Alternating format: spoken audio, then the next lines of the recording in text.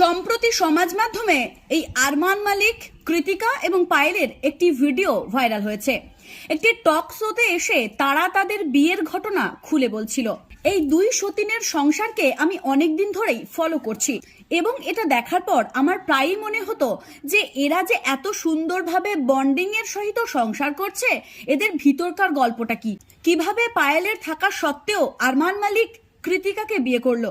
তো একটি টক শোতে তারা নিজেই নিজেদের ঘটনা খুলে বলেছে। আমি আপনাদের সকলের সামনে সেই গল্পটি উপস্থাপন করব। শুনলে আপনারাও চমকে যাবেন, সেই সঙ্গে একটা উপদেশও দেব।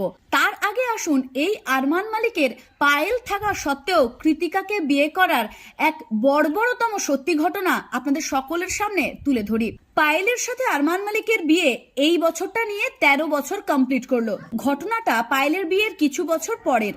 পায়েল একবার আরমানকে বাড়িতে রেখে কোথাও একটা